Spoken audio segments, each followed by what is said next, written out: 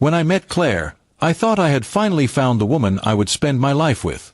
She was beautiful, smart, and had a laugh that could light up a room. We got engaged after 2 years of dating, and everything seemed perfect. Our families got along well, and everyone was excited about our upcoming wedding. I had no idea that behind the smiles and wedding planning, Claire was hiding something that would shatter both our lives. It started with small changes in her behavior. She became more secretive with her phone, stepping outside to take calls and locking her screen whenever I came near. She began spending more nights out with friends, and would come home later than usual. I asked her about it a few times, but she always brushed it off, saying I was overthinking. I wanted to trust her, so I let it go, until the truth came out in the worst way possible. One Saturday morning, I got a call from her brother. His voice was shaky, and he asked if I was sitting down. He told me that Claire had been having an affair with his best friend, Mark, who happened to be married with 2 kids. My stomach dropped. I couldn't believe it. I thought maybe it was a misunderstanding, but when I confronted Claire, she didn't deny it. She just stood there, crying, and said she didn't mean for it to happen. The more I learned, the worse it got. This wasn't a one-time mistake. Their affair had been going on for almost 6 months. Mark's wife found out the same day I did, and their marriage fell apart instantly. His kids were devastated. My own parents were heartbroken because they had grown to love Claire like a daughter. In one moment, 2 families were completely destroyed. Claire begged me to forgive her. She claimed she had ended things with Mark and wanted to work on our relationship.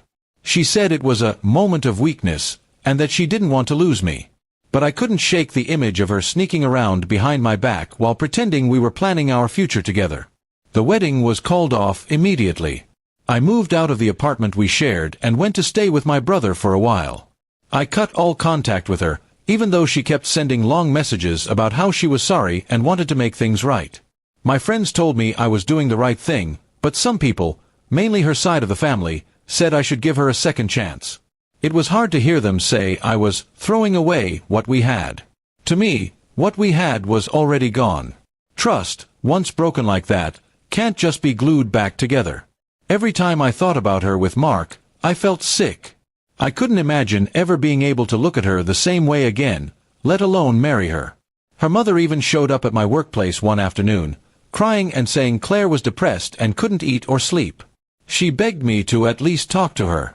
I told her I was sorry for what her daughter was going through, but I wasn't going to put myself back into a relationship where betrayal was already proven. Weeks passed, and the gossip spread in both our families.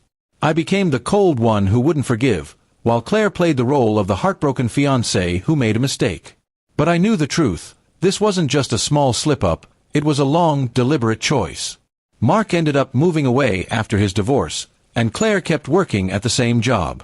I heard through mutual friends that she was still trying to fix her image, telling people we broke up because I couldn't handle her past.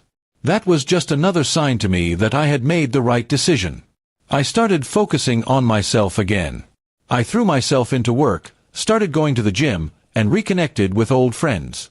It wasn't easy, but slowly I began to feel like myself again.